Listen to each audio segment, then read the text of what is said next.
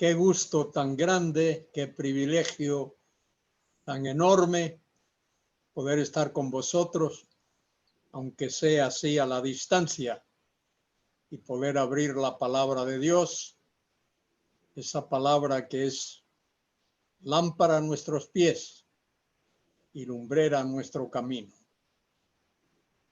Es la única palabra bajo el cielo que es inerrante. Inerrante significa sin error. Es infalible. Infalible significa que no falla, que todo lo que dice es verdad y todo lo que dice se cumple. Todas sus profecías se cumplen. De manera que es inerrante, es infalible y tiene autoridad final. La Biblia tiene autoridad final. Lo que la Biblia dice, Dios lo dice. Y si Dios lo dice, no hay que discutirlo. Dios lo dice. Y en esta ocasión tenemos la oportunidad de estudiar el último libro de la Biblia. El primer libro de la Biblia, el libro de Génesis, es sin duda el más importante de todos, porque nos presenta los orígenes, nos dice quién es Dios, cómo es Dios y qué ha planeado Dios para su creación, incluyendo el hombre. Y el Apocalipsis, que es el último libro, pues también es de mucha importancia porque nos dice cómo Dios se ha propuesto culminar su plan eterno. De manera que es un enorme privilegio poder abrir nuestras Biblias a este último libro que lleva el nombre de Apocalipsis. La palabra Apocalipsis, comenzamos ahí. La palabra Apocalipsis significa revelación. Revelación. Mucha gente, y aquí en España se escucha a veces por los medios de comunicación, por la radio, por la tele y también en la prensa escrita, personas hablar del Apocalipsis, pero siempre relacionan el Apocalipsis solo con juicios. Y en realidad eso tiene su sitio, pero no es toda la verdad. Apocalipsis tiene que ver con la revelación que Dios nos ha dado de cómo Él va a concluir su plan eterno. Y eso es muy, muy importante. Este libro fue escrito por el apóstol Juan y lo escribió estando en una isla muy pequeñita, o por lo menos recibió la revelación que encontramos en este libro en una isla pequeña en el mar Egeo llamada la isla de Patmos. Juan estaba allí enviado por el emperador Domiciano, quien lo condenó por su predicación, por denunciar las cosas que tenía que denunciar, y estando en Patmos, en esa pequeña isla rocosa, Juan recibió la revelación que encontramos en este libro. Y la escribió por el año 95 de la era cristiana, es decir, a finales del primer siglo. El año 95, siempre antes de la terminación del siglo primero. es decir, antes del año 100, entre el año 95 y el año 100, lo más probable que fuese por el año 95. Y Juan dirigió este libro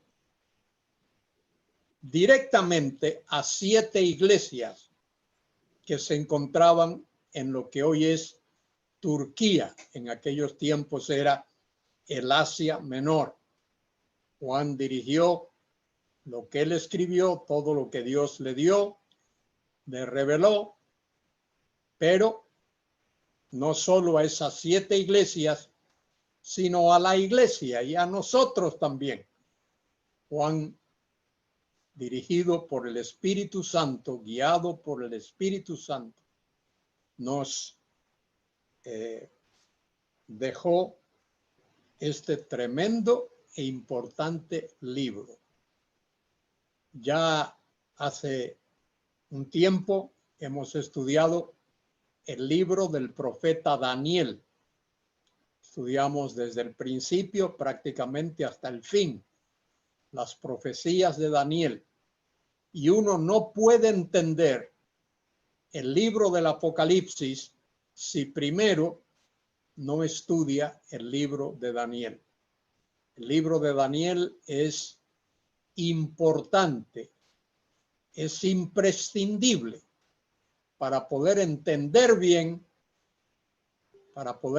entender bien las profecías del Apocalipsis. De manera que, fíjese lo que he dicho, el Apocalipsis, esa palabra significa revelación, como por ejemplo descorrer las cortinas cuando uno va a una obra teatral, cuando uno va a un acto de esos que hay de ópera y de música, hay una cortina, un telón, y llega el momento cuando va a comenzar la obra que se descorre el telón, se abren las cortinas. ¿Para qué? Para que uno vea lo que está del otro lado. Esa es la idea del Apocalipsis. Revelación. Literalmente descorrer las cortinas para ver lo que está del otro lado. Eso es lo que significa. El autor fue el apóstol Juan, uno de los 12 discípulos de Cristo, el más joven de todos. Juan vivía en la ciudad de Éfeso, donde también vivió la Virgen María después de la muerte de Jesús. Si uno va a Éfeso hoy como turista, yo he tenido el privilegio de ir en alguna ocasión, te llevan a ver lo que fue la casa de María, se supone, y la casa del apóstol Juan, también se supone, allí en la ciudad de Éfeso. Apocalipsis significa revelación. El autor fue el apóstol Juan. El año de su escritura por el año 95. Nunca después del año 100, sino antes. Después de la era apostólica, y la era apostólica termina con Juan, no se escribió ningún otro libro de las Sagradas Escrituras. Por eso el último libro de las Sagradas Escrituras es el libro del Apocalipsis, este que comenzamos a estudiar ahora. Comienza este libro hablando de la revelación de Jesucristo. Entonces, ¿cuál es el tema de este libro? La revelación de Jesucristo. Queridos hermanos y hermanas que me escuchan, cuando Cristo vino a la tierra la primera vez, Él vino podría decir, vestido de hombre. Él vino como hombre, porque Él vino a morir. Él vino a dar su vida por nosotros.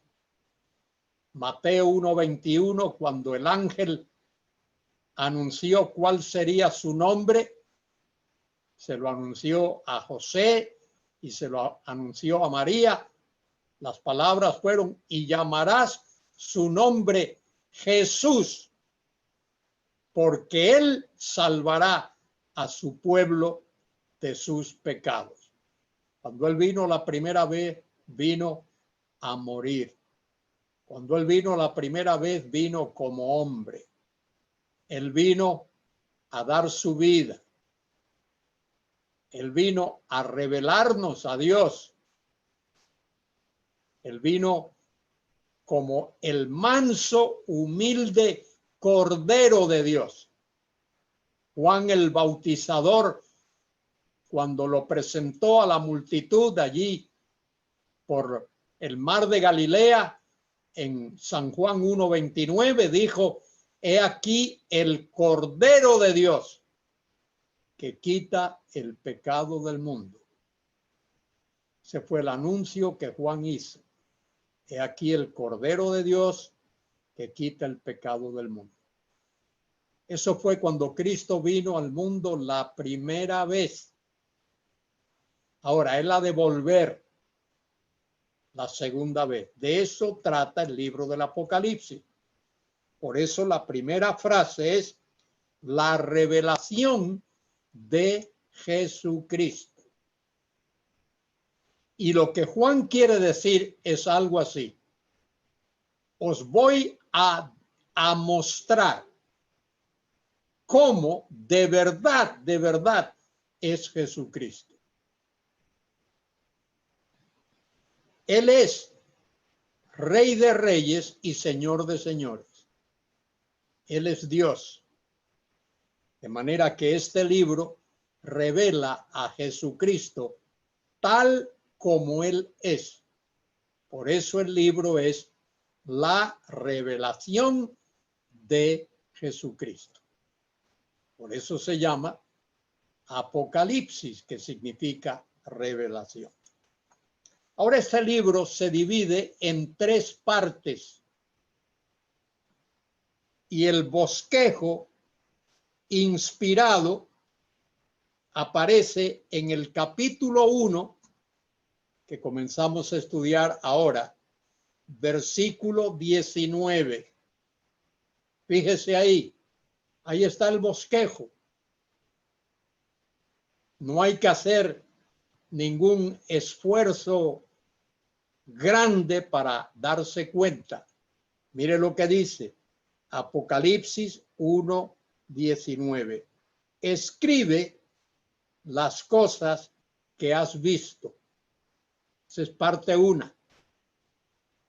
Y lo que Juan ha visto es lo que dice el capítulo 1, que vamos a ver en esta tarde, mañana para vosotros. De manera que la parte primera, las cosas que has visto, eso sería Números Romanos 1. Y eso tiene que ver con el capítulo 1 del libro. Capítulo 1 es la visión que Juan tuvo de Cristo. ¿Cómo lo describe? Bien, ¿qué dice? Versículo 19. Y las que son.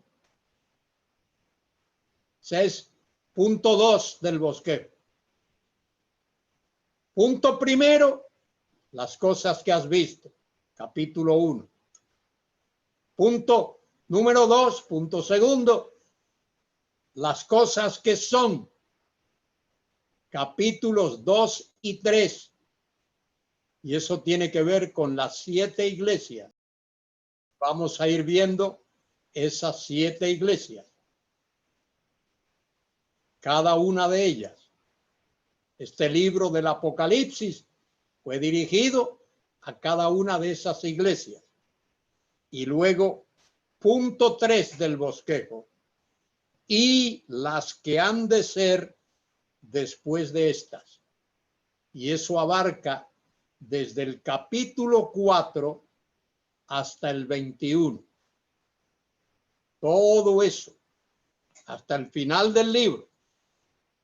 Todo el resto del libro tiene que ver con las cosas que han de ser después de estas.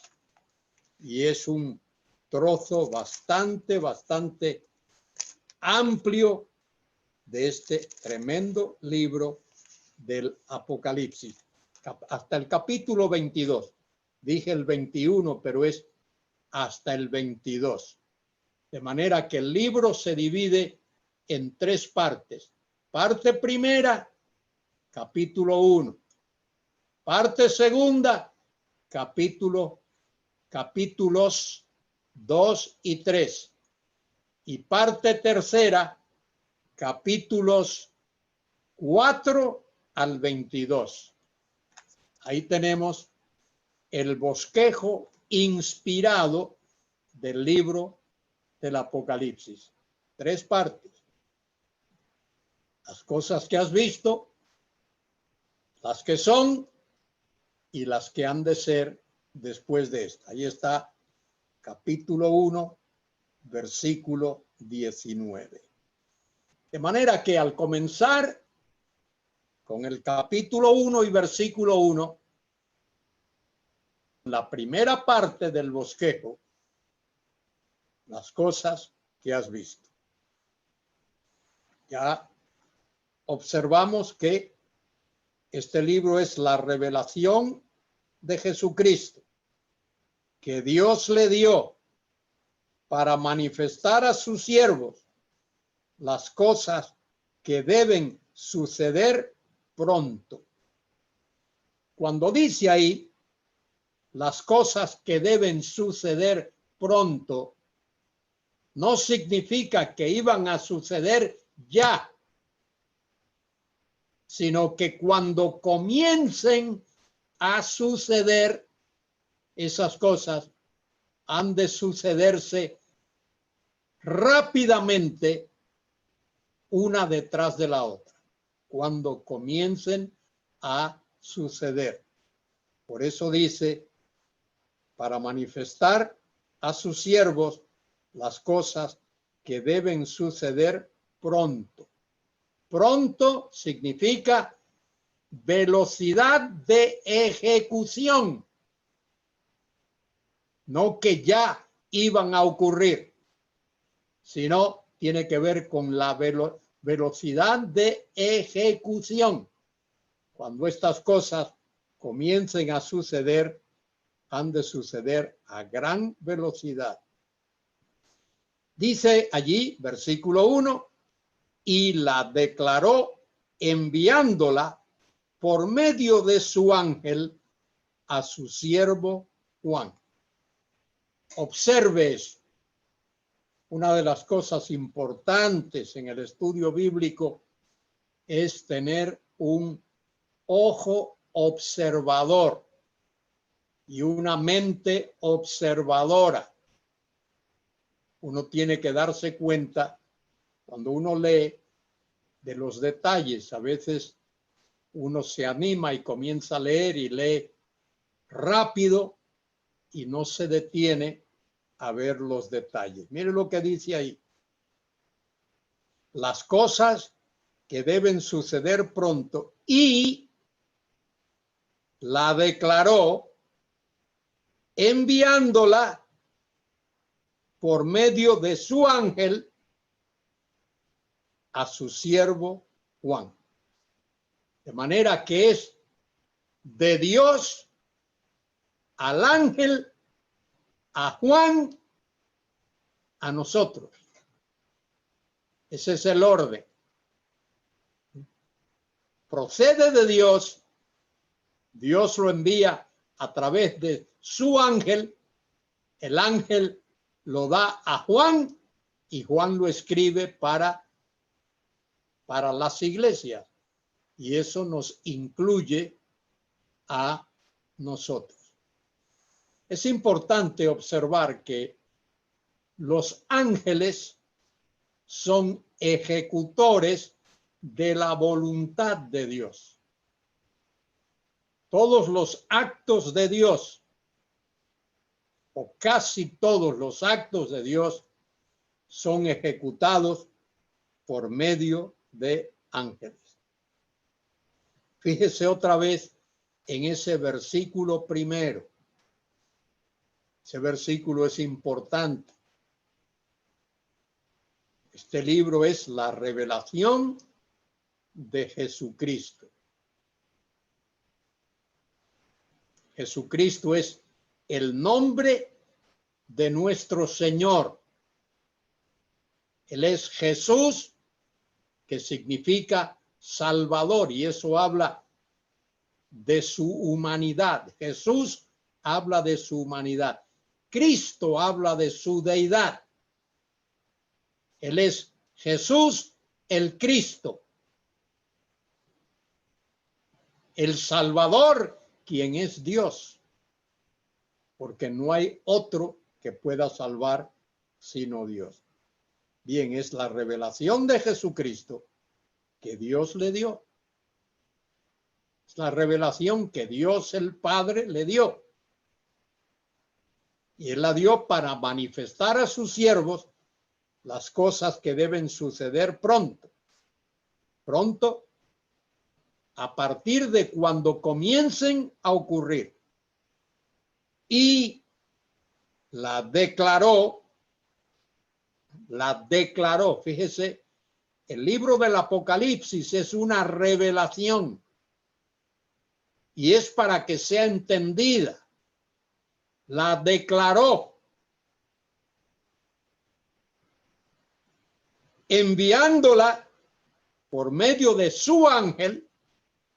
Es el medio que Dios utiliza a su siervo Juan, para que Juan lo escriba, para que conste y para que podamos tener hoy, como tenemos en nuestras manos, escrito este precioso libro del Apocalipsis.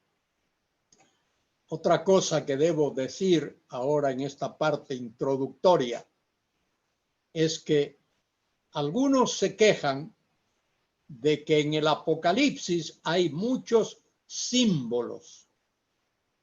Es un libro donde hay muchos símbolos y muchas figuras.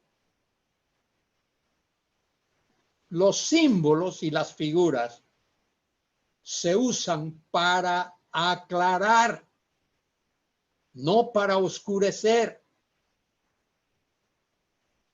Cuando alguien te dice a ti una cosa y tú no entiendes qué es esa cosa, si la persona que te la dice es capaz y es inteligente y quiere que tú entiendas, te va a decir, eso es como esto. Y usa una figura. Entonces, sí.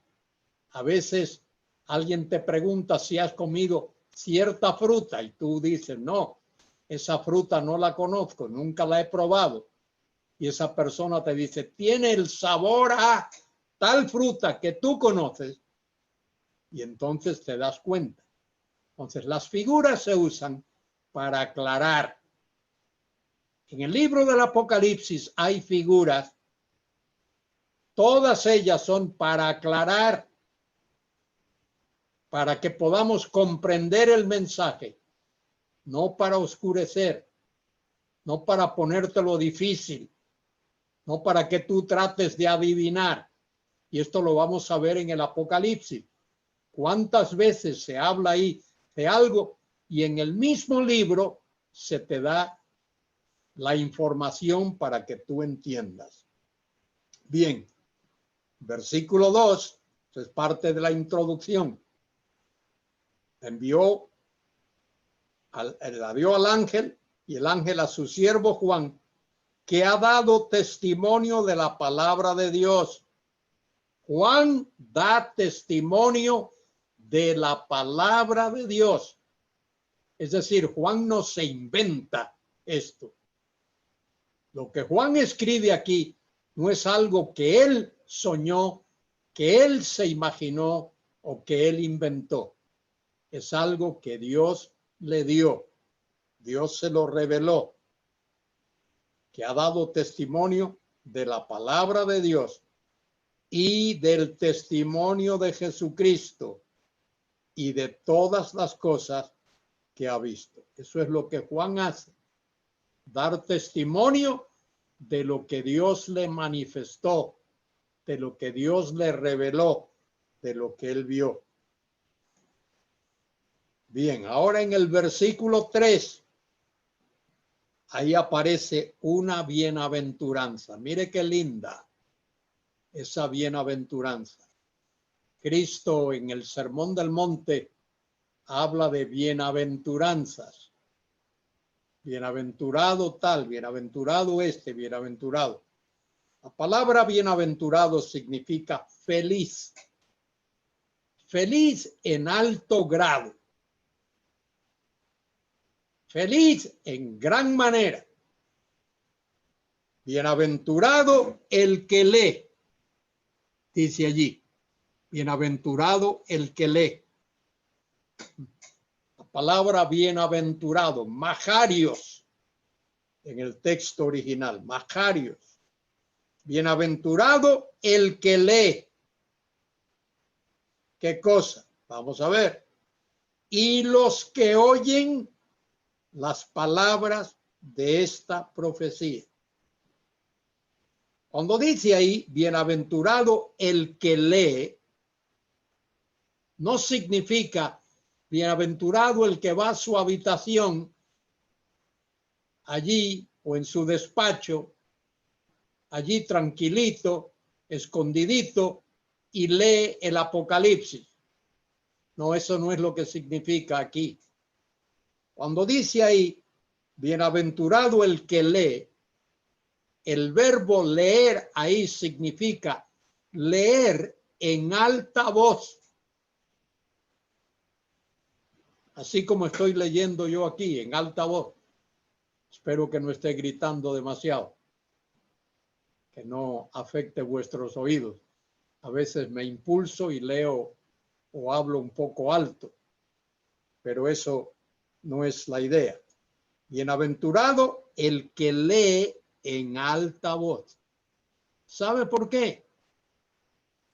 Porque este libro del Apocalipsis debía de ser leído a la congregación todas las semanas que el pueblo de Dios se reunía. Debía de leer el libro del Apocalipsis, leerlo en alta voz para que toda la congregación se enterase del contenido del libro. Y esto era importante en aquellos tiempos porque había muchas personas que no tenían una Biblia, no tenían la palabra de Dios escrita. Y la única oportunidad que tenían de oírla era cuando se leía en la congregación. Bien, fíjese lo que dice otra vez, versículo 3. Bienaventurado el que lee en alta voz. Y los que oyen, la congregación que oye las palabras de esta profecía. Y no solo eso, sino que y guardan las cosas en ellas escritas. Fíjese otra vez el texto. El que lee, los que oyen y los que guardan. Esos tres grupos son bienaventurados. Es importante leer la palabra. El que lee la palabra, los que oyen la palabra y los que guardan las cosas en ella escritas. Y añade Juan, porque el tiempo está cerca. En el plan de Dios, el tiempo está cerca. Dios no se adelanta, Dios no se retrasa en sus planes, en sus propósitos. Todo lo que Dios hace, lo hace en conformidad con su plan y su propósito. Dios tiene un plan eterno que la gente no se da cuenta. Es más, muchos creyentes no se dan cuenta. Dios tiene su plan y su propósito es fraguar, construir, edificar el mejor de los mundos. Eso es lo que Dios está haciendo. El mejor de los mundos tiene que ver con la manifestación de su reino eterno dentro del tiempo y dentro de la historia. Eso es lo que Dios está haciendo. La mayoría de los creyentes, desafortunadamente, esto uno lo dice con tristeza, pero es así.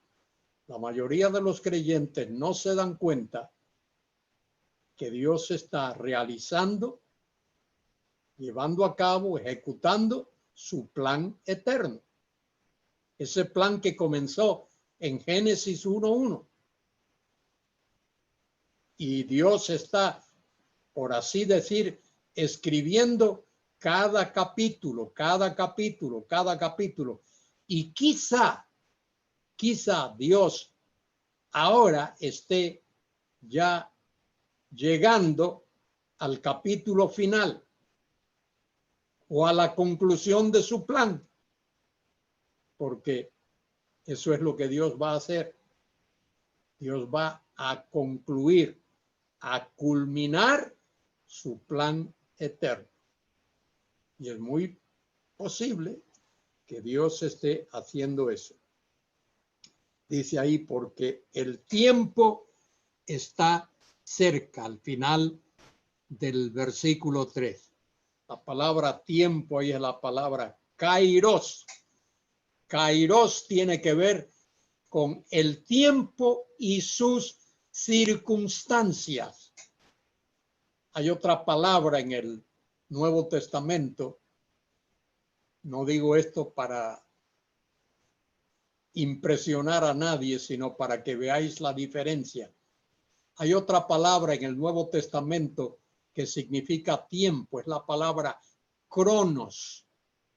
Y esa palabra la conocemos mejor porque sabemos que es una cronología, algo cronológico. Cronos tiene que ver con tiempo como, digamos, horas o días.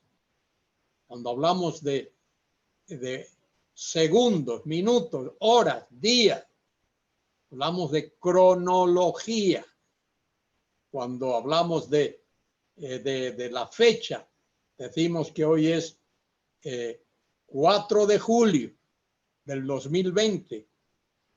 Estamos hablando de cronología, pero hay otra palabra en el texto que es la palabra que aparece aquí, que es la palabra kairos.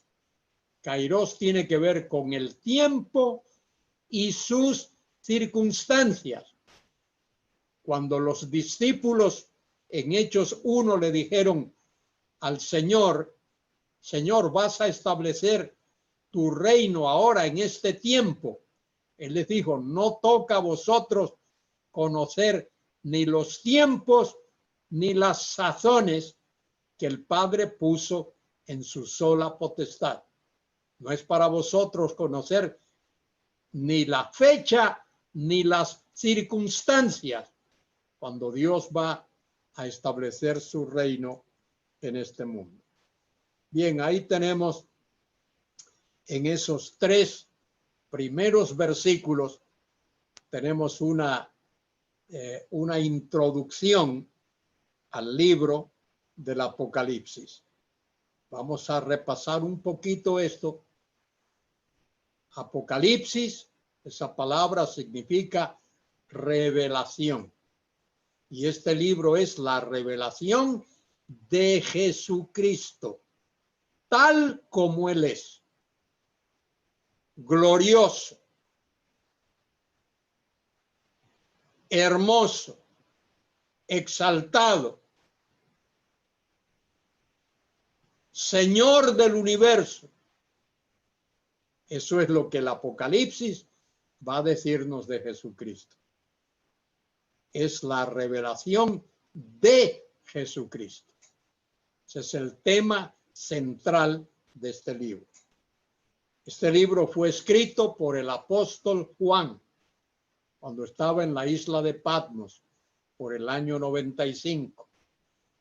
Y el contenido de este libro fue dado por Dios a través de su ángel a Juan, para que Juan lo escribiera y para que nosotros podamos tenerlo en forma escrita como lo tenemos ahora. Y Juan es el que da testimonio de estas cosas. Da testimonio de lo que Dios le ha dado, que es el testimonio de Jesucristo. Y el texto dice allí que el que lee este libro, y se refiere al que lo leía en alta voz en la congregación, frente a la congregación, era bienaventurado. Y también los que escuchaban las palabras de este libro son bienaventurados. Dice allí el texto, y los que guardan las cosas que en él están escritas, las cosas que en él están escritas, también es bienaventurado. De manera que no sería una mala idea que por lo menos una vez por semana a la congregación se le leyese parte de este libro del Apocalipsis, comenzando con el capítulo primero que estoy leyendo y luego leerlo en alta voz para que toda la congregación se entere y que la gente sea bendecida por la palabra. Si hay algo que falta hoy en muchas congregaciones, es la lectura y la enseñanza de la palabra de Dios. En muchas congregaciones se canta mucho, está bien que se cante, y se hacen otras cosas. En algunos sitios se dan palmas y otros hacen cosas, pero hay poca lectura de la palabra de Dios. A veces la gente se pone en pie y da un testimonio. No hay problemas que dé un testimonio, pero lo que está ausente es la lectura de la palabra de Dios. Recuerden, hermanos, que es más importante lo que Dios me tiene que decir a mí y lo que Dios tiene que decir a ti, que lo que tú o yo tenga que decirle a Dios. Lo que Dios tiene que decirme es mucho más importante que cualquier cosa que tenga que decirle a Dios. Bien, segundo párrafo de este primer capítulo, segundo párrafo comienza allí en el versículo 4. Y ese versículo es muy significativo. Fíjese, dice: Juan a las 7 iglesias que están en Asia, gracia y paz a vosotros, del que es, y que era, y que ha de venir, y de los 7 espíritus que están delante del trono. Fíjese, ahí no se confunda, no se confunda. Ahí cuando dice el que es y que era y que ha de venir, eso se refiere a Dios Padre.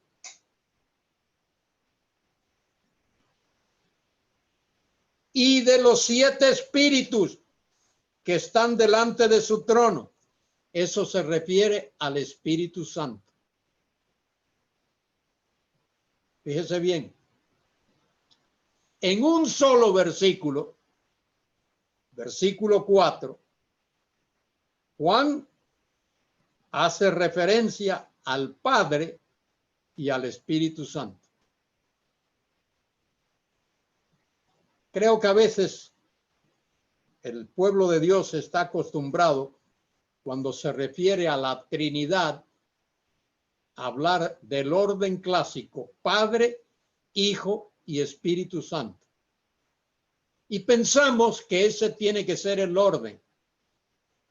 Pero sabéis que en la Biblia y en el Nuevo Testamento, particularmente en el Nuevo Testamento, a veces el Espíritu Santo se pone primero y luego el Padre y luego el Hijo. A veces se pone al Hijo primero y luego al Espíritu Santo y luego al Padre. Es decir, el orden ese, Padre, Hijo y Espíritu Santo, no es lo más importante, porque esas 3 personas, Padre, Hijo y Espíritu Santo, son coiguales, son consubstanciales y coeternos. Es decir, nunca el Padre ha existido sin el Hijo. Y nunca el Hijo ha existido sin el Padre y sin el Espíritu Santo. Y nunca el Espíritu Santo ha existido sin el Padre y sin el Hijo. Los 3, repito, son coiguales. Tienen los mismos atributos, la misma gloria. Son consubstanciales. Son de la misma sustancia eterna. Son coiguales, consubstanciales y coeternos. Tienen la misma eternidad.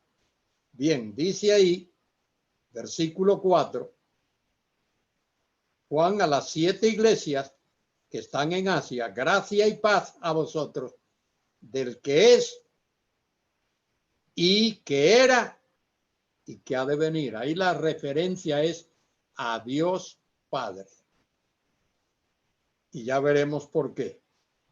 Y luego dice, y de los 7 espíritus, se habla de los 7 espíritus porque 7 es el número de plenitud.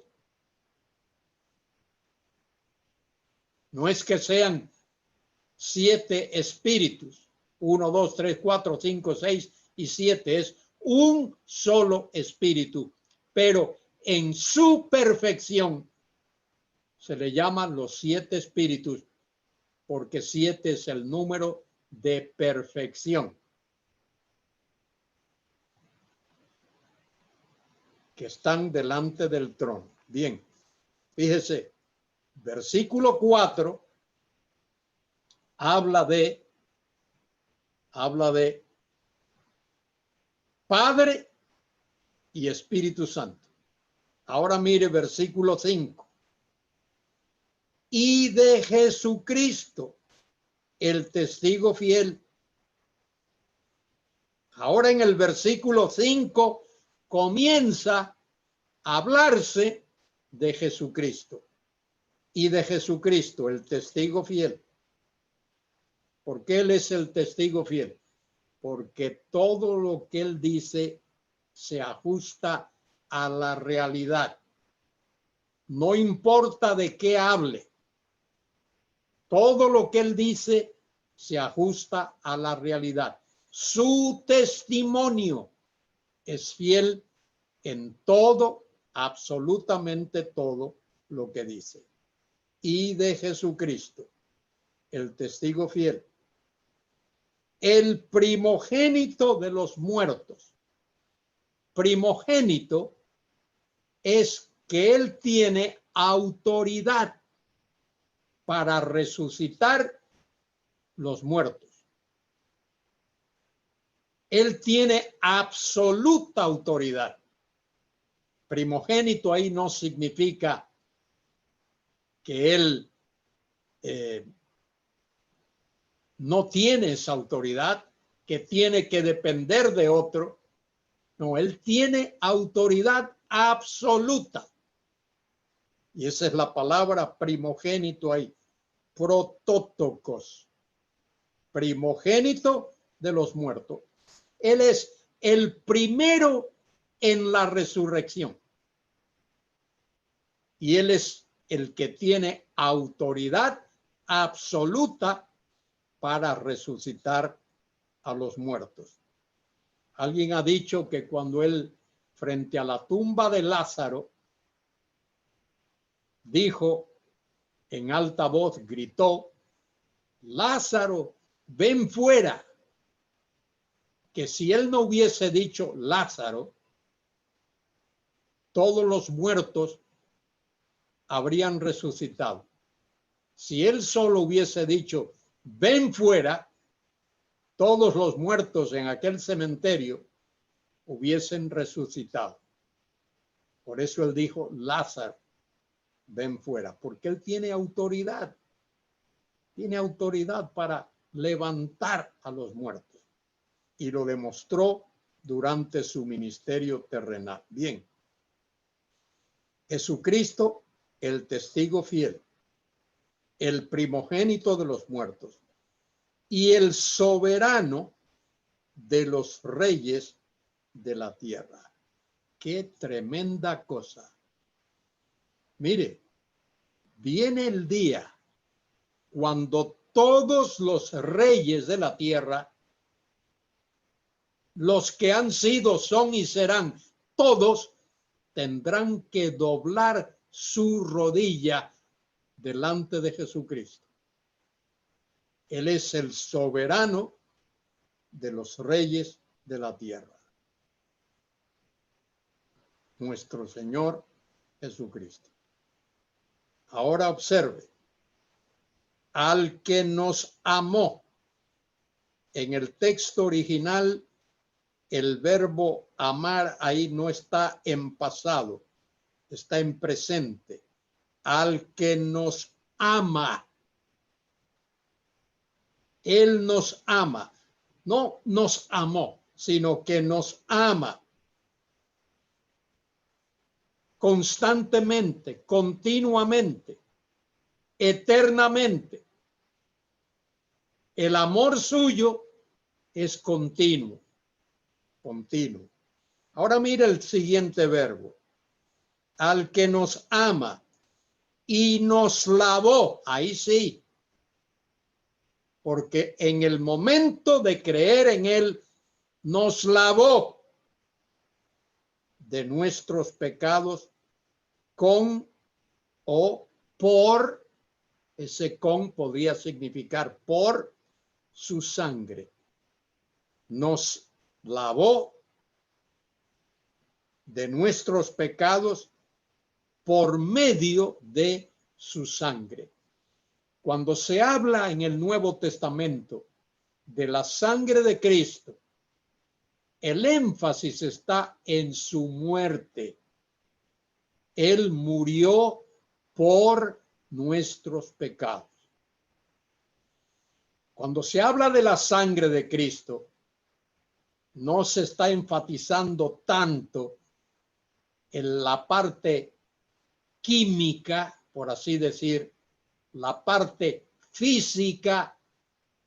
Eso es el líquido compuesto de varias sustancias que se llama sangre que llevamos en nuestras venas. Cuando se habla de la sangre de Cristo, el énfasis recae sobre su muerte, sobre su sacrificio. Él nos salva porque Él murió por nuestros pecados. Él murió en nuestro lugar. Bien, ¿qué más? Mire, versículo 6. Y nos hizo. Y en vuestras Biblias, igual que la que tengo yo en la mano, dice, nos hizo reyes y sacerdotes para Dios. Literalmente dice el texto, y nos hizo reino y sacerdotes. No somos reyes. El único rey que va a haber allí en su presencia es Jesucristo. El único que va a llevar ese rango. Él es Rey de Reyes y Señor de Señores. Cuando dice ahí, y nos hizo reyes y sacerdotes, literalmente dice que nos hizo reino y sacerdotes. Nos hizo reino y sacerdotes, o un reino de sacerdotes. Él nos hizo un reino de sacerdotes para Dios, su Padre. A Él sea gloria e imperio. La palabra imperio ahí significa dominio. No imperio, sino dominio. A Él sea gloria y dominio por los siglos de los siglos. Amén. Ahora fíjese otra vez lo que he estado diciendo desde el principio. Este libro es la revelación de Jesucristo. El tema principal de este libro es Jesucristo. Fíjese, versículo 4, un solo versículo, habla de el Padre y del Espíritu Santo. Un solo versículo. Sin embargo, versículos 5 y 6, dos versículos hablan de Jesucristo. Dos versículos dedicados a hablar de Jesucristo, solo de Él, mientras que el versículo 4 habla del Padre y del Espíritu. ¿Por qué? Porque Juan está dando énfasis a Jesucristo. Este libro es acerca de Jesucristo. Y seguidamente Juan dice algo tremendo que nos conmueve, versículo 7, he aquí que viene con las nubes. Él viene con las nubes. Ese Él viene con las nubes tiene que ver con su segunda venida en gloria a la tierra. Cuando Él venga a reinar a este mundo, esta tierra, cuando venga a reinar en esta tierra. En el Apocalipsis no se habla del rapto. El rapto ya ha ocurrido. Ya habrá ocurrido mucho antes.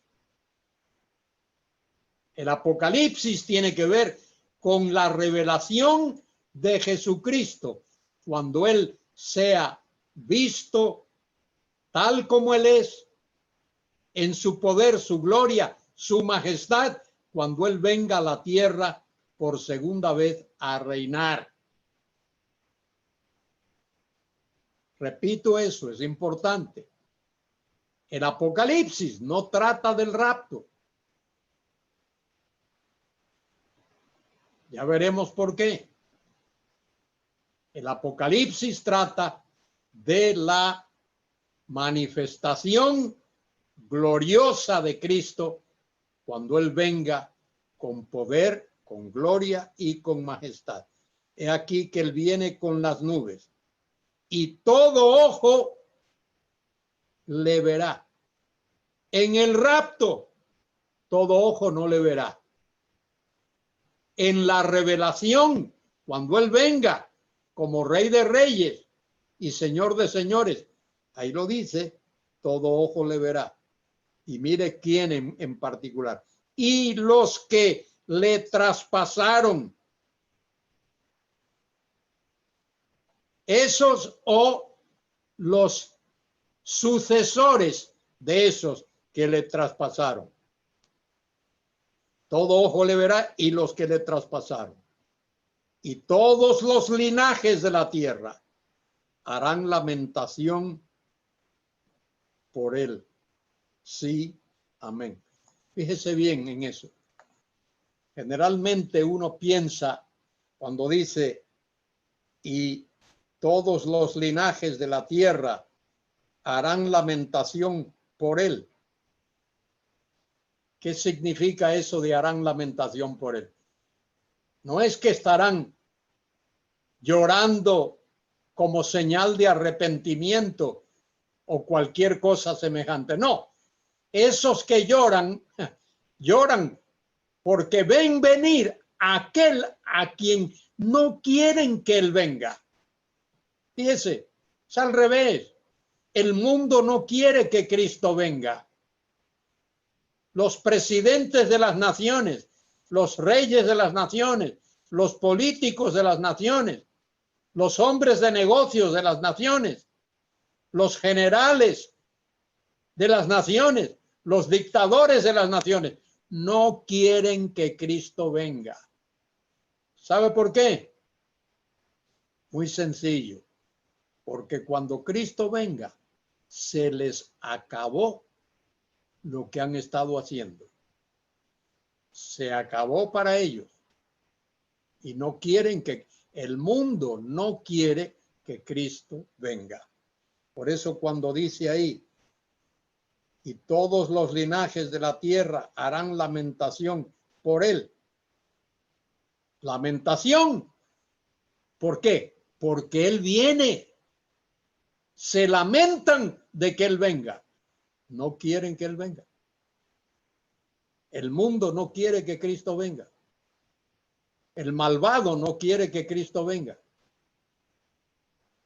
El que está distribuyendo droga no quiere que Cristo venga. El que vive del vicio y de la maldad no quiere que Cristo venga. Si es que cuando dice ahí harán lamentación, se lamentan de que él viene. Muy bien, tenemos que hacer nuestro paréntesis aquí y tomaremos un descansito y volveremos